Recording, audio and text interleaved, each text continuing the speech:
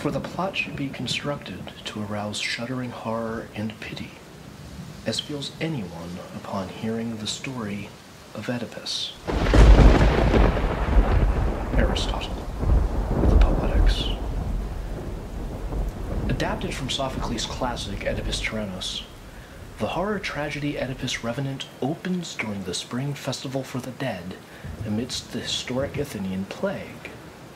Oedipus attempts to end this epidemic only to confront the terrifying possibility that he might be the contagion's undead cause. A type of living dead the ancient Greeks called second fated.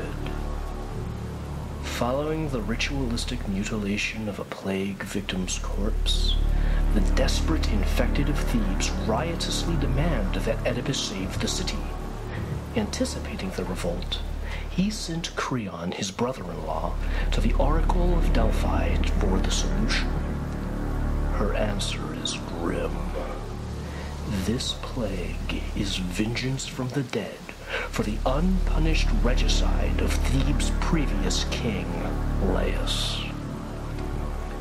Oedipus and Jocasta, his younger wife, who wears the charmed Harmonia necklace of Theban queens, dispatch Creon to the blind prophet Tiresias to divine the king's murderer. Outside Thebes, Tiresias summons Laius's disfigured ghost through skull necromancy.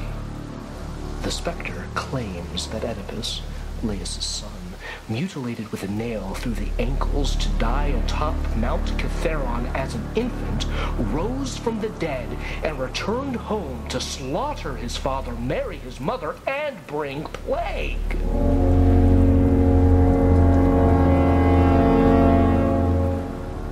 Amused at first, Oedipus dismisses Creon's and Tiresias' report before becoming enraged and imprisoning them for capital crimes. Later, Oedipus ponders whether he is the incestuous undead murderer. But Jocasta persuades him to ignore absurd superstitions. Until a messenger arrives with news of Oedipus's true parentage, which a shepherd confirms after Oedipus tortures him, afflicting him with wounds akin to plague symptoms. Ghoulish in appearance from having butchered the shepherd and convinced of his own living death, Oedipus lurches toward Jocasta's chambers. Finding her hanging corpse, he snatches the enchanted necklace from her throat, and she ages on stage to her true elderly state. Devastated, Oedipus gouges out his eyes. He begs to be exiled, a request Creon refuses because Tiresias fears Oedipus's undead wanderings.